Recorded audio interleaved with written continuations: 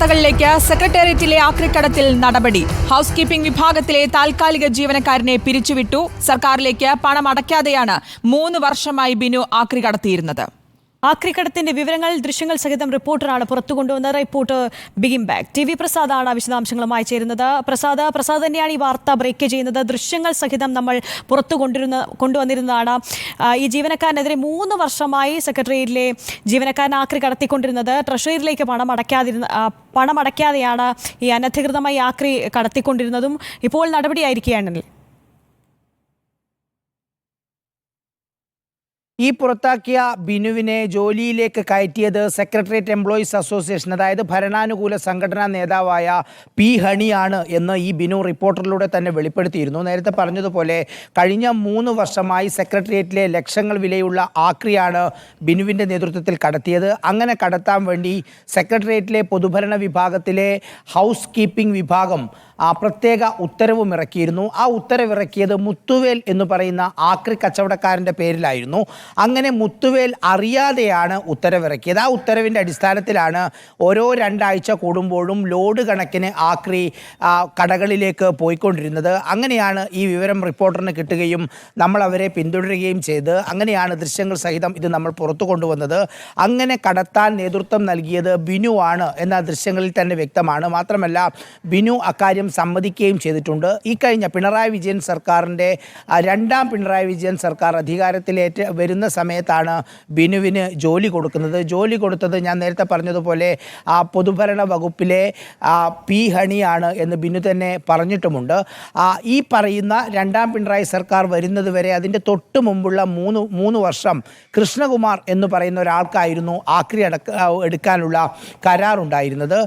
ഈ 1ാം പിണറായി സർക്കാരിൻ്റെ കാലഘട്ടം അവസാനിക്കുമ്പോൾ കൃഷ്ണകുമാറിനോട് പറയാതെ കൃഷ്ണകുമാറിൻ്റെ കരാർ കാലാവധി അവസാനിപ്പിച്ചു. അതായത് ഹൗസ് കീപ്പിംഗ് വിഭാഗത്തിന് നേതൃത്വം നൽകുന്നത് ഞാൻ നേരത്തെ പറഞ്ഞ ഹണി തന്നെയാണ്. അങ്ങനെ ആ കരാർ അവസാനിച്ചതിന് ശേഷം പിന്നീട് ഉണ്ടായ കരാർ വ്യാജ കരാറായിരുന്നു. ഈ വ്യാജ കരാറിൻ്റെ പ്രശ്നം 1 രൂപ പോലും സർക്കാരിലേക്ക് അടക്കുന്നില്ല എന്നുള്ളതാണ്. വളരെ നോമിനലായ എന്തോ തുക അടക്കുന്നു എന്നാണ് അറിഞ്ഞത്. പക്ഷേ വിവരാവകാശ നിയമപ്രകാരം നമ്മൾ അപേക്ഷിച്ചിരിക്കുകയാണ്. അതിൻ്റെ ഡോക്യുമെൻ്റ് കിട്ടുന്നതേ ഉള്ളൂ. പക്ഷേ കഴിഞ്ഞ ആ 3 വർഷം കൊണ്ട് ഏതാണ്ട് 12 ലക്ഷത്തിലധികം രൂപയാണ് കൃഷ്ണകുമാർ സർക്കാരിലേക്ക് അടച്ചത്. അങ്ങനെ കിട്ടേണ്ട തുകയാണ് ഈ ആക്രി കടത്തിലൂടെ ഇവർ തട്ടിയെടുത്തത്. അതിനർത്ഥം ബിനുവിനെ ജോലിയിലേക്ക് കൊണ്ടുവന്നത് തന്നെ ഈ ആക്രി കടത്ത് ഉൾപ്പെടെ സെക്രട്ടേറിയറ്റിലെ തട്ടിപ്പ് നടത്താൻ വേണ്ടിയാണ് എന്നുള്ളതാണ് ഇതിലൊരു പ്രധാനപ്പെട്ട കാര്യം. ഇപ്പോൾ ബിനുവിനെ പെട്ടെന്ന് പുറത്താക്കാനുള്ള കാര്യം അത്ര നിഷ്കളങ്കവുമല്ല. കാരണം ഈ പി ഹണിക്കെതിരെ അന്വേഷണം ആവശ്യപ്പെട്ട് സർക്കാരിലും വിജിലൻസിലും പരാതി പോയിട്ടുണ്ട്.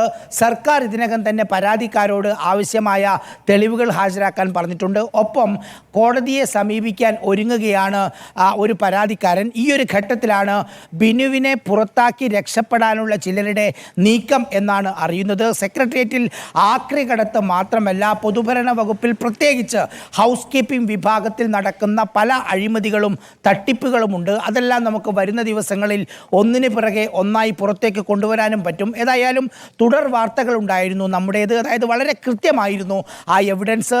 ഇല്ലാത്ത ഉത്തരവുണ്ടാക്കി, അതായത് സെക്രട്ടേറിയറ്റിനകത്ത് നിന്ന് ഓരോ 2 ആഴ്ചയും കൂടുമ്പോഴാണ് ആക്രി, പ്രത്യേകിച്ച് പേപ്പറുകളും മറ്റ് വിലപിടിപ്പുള്ള വസ്തുക്കളുമായിരുന്നു. അങ്ങനെ 2 ആഴ്ച കൂടുമ്പോൾ ഇന്ന നമ്പറുള്ള വണ്ടിയിൽ മുത്തുവേൽ എന്ന ആൾക്ക് എടുക്കാൻ അത് കൊണ്ടുപോകാനുമുള്ള ഗേറ്റ് പാസ് അനുവദിക്കുന്നു എന്ന് പറഞ്ഞാണ് ഉത്തരവിറക്കുന്നത്.